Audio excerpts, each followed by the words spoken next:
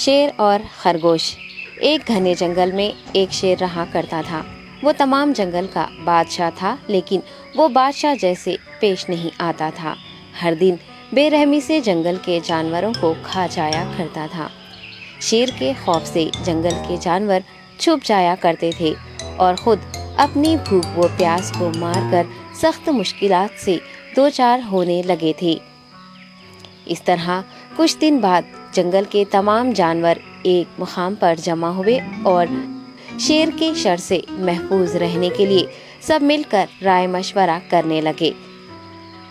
سب نے اپنی اپنی بات رکھی اور آخر میں ایک گیدڑ نے کہا، میرا خیال ہے کہ ہم روز شیر کے ہاتھوں مرنے کے بجائے ہم خود ایک بار شیر کے پاس چلے جائیں۔ اس طرح روزانہ شیر کسی ایک کو کھا لے گا اور ہم سب اپنی اپنی باری سے چلے جائیں گے اور بلا خوف و ڈر سکون سے زندگی گزاریں گے۔ گیدڑ کے مشورے پہ تمام جانور رضامند ہو گئے۔ ایک بندر نے کہا، ٹھیک ہے، تمہاری بات بالکل درست ہے۔ موت کا خوف کرنے کے بجائے اپنی باری آنے تک ہم اطمینان و سکون کی زندگی گزار سکیں گے۔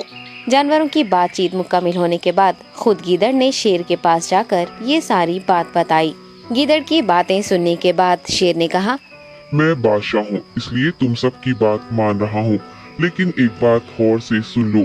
اگر کسی دن مجھے جانور ملنے میں تاخیر ہو جائے تو میں خاموش نہیں بیٹھوں گا اور دوبارہ تم سب پر حملہ کرنا شروع کروں گا۔ شیر نے بڑے غصے سے یہ سب کہا۔ شیر کی باتیں سن کر گیدڑ نے سر ہلاتے ہوئے حامی بھر دی اور وہاں سے چلا گیا۔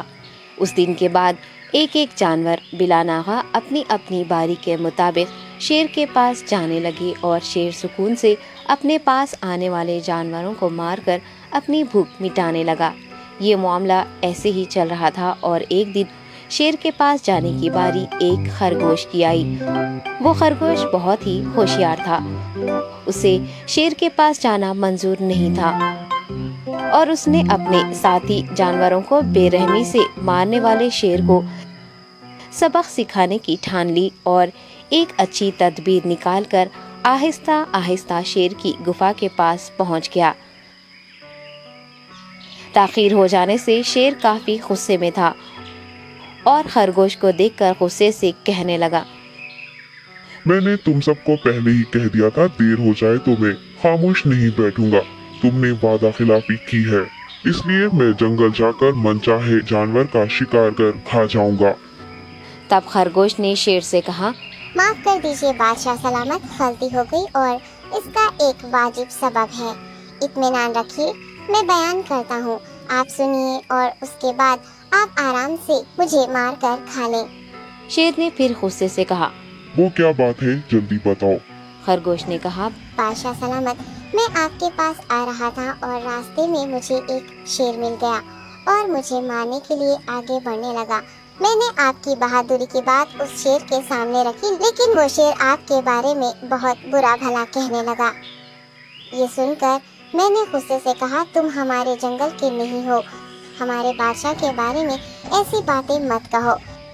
یہ سن کر وہ شیر مجھ پر حملہ کرنے کے لیے تیار ہو گیا۔ یہ دیکھ کر میں نے کہا، تم مجھے مارو گے تو ہمارے بادشاہ تمہیں ہرگز نہیں بخشیں گے۔ تب اس شیر نے کہا، تمہارا بادشاہ میرا کیا کر لے گا؟ میں نے کئی ہاتھیوں کو اپنے پنجے سے مار گرایا ہے۔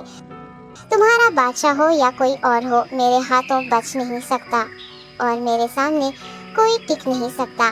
میں اسے ختم کروں گا۔ یہ سب بدتمیزی کرنے لگا۔